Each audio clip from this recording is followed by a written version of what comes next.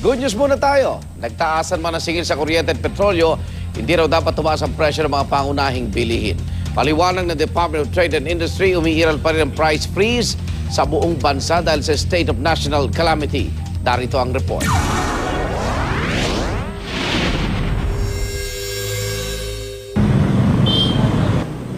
Kuryente at petrolyo, dalawa sa may pinakamahalagang papel sa produksyon.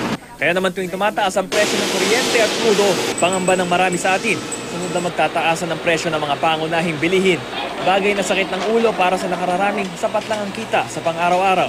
Pero paalala ng Department of Trade and Industry, hindi pwede magtaas ng presyo ang mga manufacturer.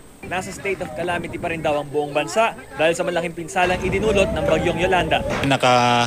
State of national calamity tayo, buong Pilipinas, unless sooner lifted by the President, wala pong gagalaw na presyo po ng basic goods at mga basic necessities. Dahil sa price freeze, mahigpit pa rin babantayan ng ahensya ang presyo ng mga bilihin, lalo pat panahon na ng pamimili para sa Pasko.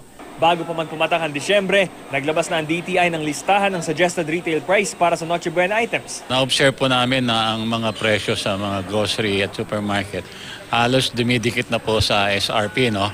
At yun po ang ating dapat bantayan sapagkat ang mga presyo po ay hindi dapat lumampas sa suggested retail prices. Pero hindi man tataas ang presyo ng mga pangunahing bilihin. Ang dagdag singil pa lang daw ng Meralco, mabigat ng pasanin.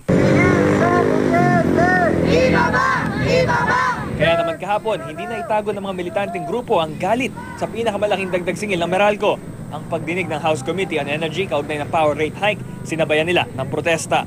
Hirit ng mga militante, ibalik muna ng Meralco ang bilyon-bilyong pisong dapat nitong i-refund sa mga consumer bago magdagdag singil. Pag nag-increase, automatic recovery ang pamamaraan no?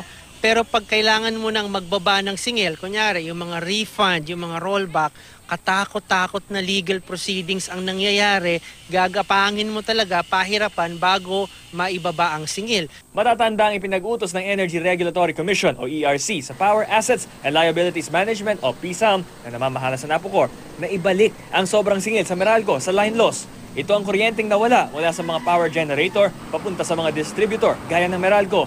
Na double charge kasi ng PSAM at Wholesale Electricity Spot Market o WESM ang Meralco sa line loss. Kaya na double charge din ng Meralco ang mga customer nila. Para sa unang balita, Bam Alegre reporting.